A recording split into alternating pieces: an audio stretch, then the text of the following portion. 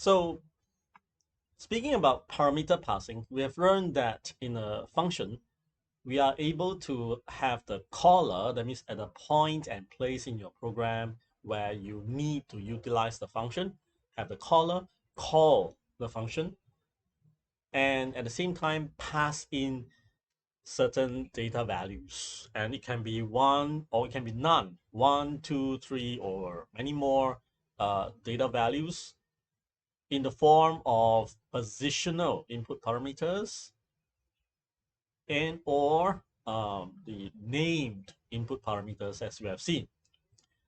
So that was where we left off just now. Now back to our classroom. And this is basically a quick summary of what we have talked about.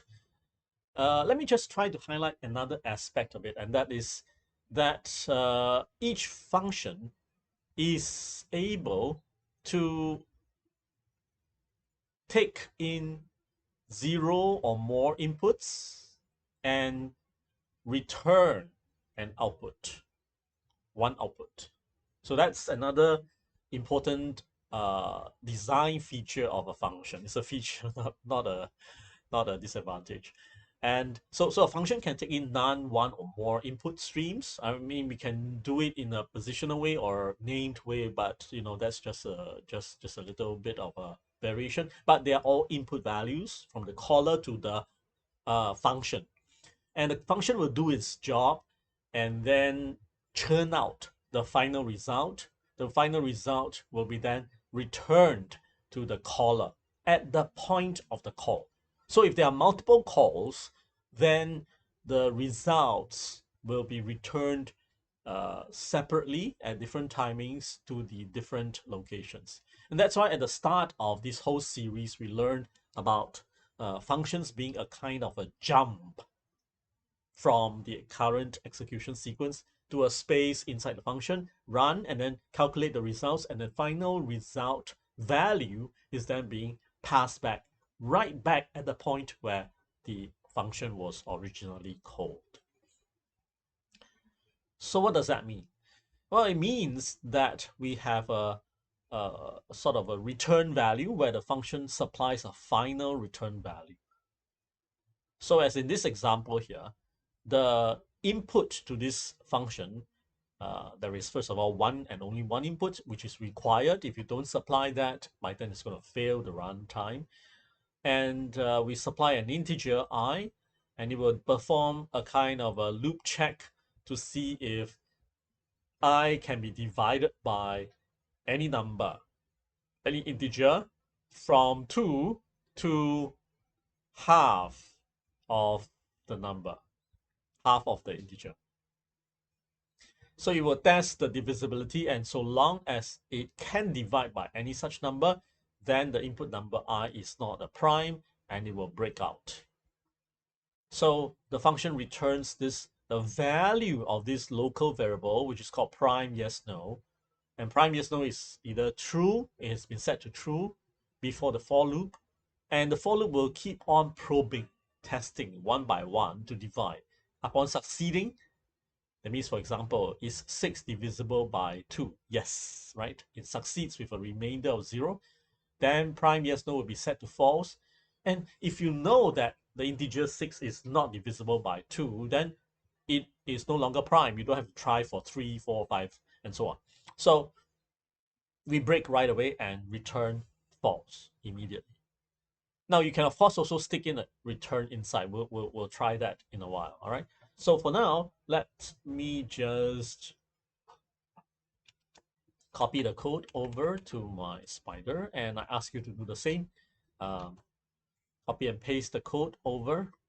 Okay, so we have this code here, and it's exactly the same as in the slide. Finding all primes from 2 to 20 repeatedly. All right, call is prime. That means is 2 prime, is 3 prime, is 4 prime, and so on and so forth. And what happens then is for us to run. So we see that finding all primes from 2 to 20 indeed gives us all the prime numbers from 2 to 20. So far so good. We can just basically do a quick check. All right. Now the important thing is that we are returning a value, and this value is a, a true or false. And from what we have learned earlier on in previous video sessions, it's basically a Boolean type. Yeah, a Boolean type. So we check if it is true, then print the number. If it's not, then quietly skip over to try the next integer and finally finish it up. So this part is sort of a quick revision to understand what's going on. Now, that is when we pass in an integer. Remember what's an integer? It's a scalar type. What's a scalar type? It's the smallest atomic component or value that cannot be broken down anymore. And so Python will see this integer as one thing. For example, string is another scalar type. No matter how long the string is, this is a long text and introducing Python and so on and so forth, right? It's a long text. This one long piece of text is still one value. It's a string. And string, although it has internal content and whatever, is considered atomic. In other words, you can pass string back and forth just like this. What happens when we pass composite data types such as lists, sets, dictionary as a parameter? We pass that thing into the function. All right, what happens? This is where things get a bit more interesting and confusing and challenging and frustrating depending on how you learned your function parameter passing. If you picked up on this properly at the first time, you will not be confused. In fact, you will think this is, of course, the right way. Now, what is the right way? So when you pass a value, remember value is either scalar, integer, boolean, float, and integer, boolean, float, and string, right? If you pass a scalar type, it is, of course, being passed in, right? The value is being passed in and passed out and so on and so forth. We are quite comfortable with it. But think of it, I like to now think of it, ask you to think of it as passing a copy of it, right? So 2 is passed, is copied first as a 2 and then pass over, right? Now, basically it is being used because 2 is a 2, anywhere is a 2, has the value 2.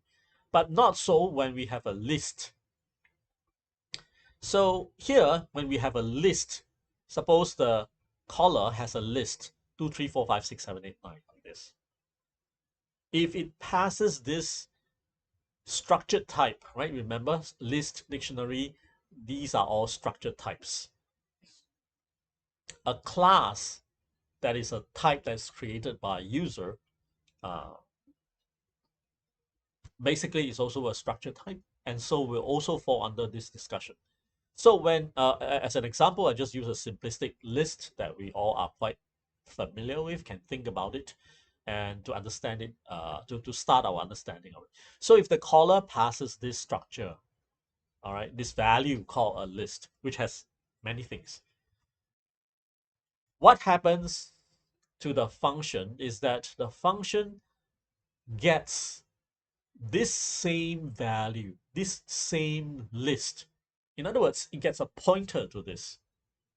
A pointer is just like an ID reference that points to it and says the bulk of the stuff is there. This is the way to get it. Now, as an example, we actually use that mechanism frequently in our daily lives. For example, we can be talking about that red Toyota car, but there are also many Toyota red cars, right? Then we might say that red color Toyota Camry car. But there are also many of them. But what if we just give a pointer? What do you think is a great pointer that uniquely identifies that particular car? maybe it's a suspicious car, maybe it's your friend's new car, maybe it's whatever. We want that particular red Toyota Camry car. How do you have a pointer that very uniquely points to that car? Yeah, all right. I'm sure you must have thought of the car plate, right? Because wherever you are in that every part of the world, the car plate is unique to that particular car. Let's not talk about those who swap car plates, right? But a properly registered car will have a unique car plate number. So if we say that car plate number, ABC 123, that car, right? So if we say it's that car, we are providing a pointer reference to that car very uniquely, and that specific car, not other red Toyota Camry car, right? So same thing in Python, when we have a so-called red Toyota Camry car, which is this list of integers here. Python performs a expeditious reference, expeditious assignment, expeditious equate of the variable's value to the list value. So how do you do that? The quickest, expeditious, efficient way to do it is to provide a pointer to the list. So in Python, we can actually pry into what is going on in the pointer, but let's suffice it to say that it is handled internally. And when we say list of ints, all right, is equal to numbers. Numbers stays in the caller, the global space. So it belongs to me, the global scope.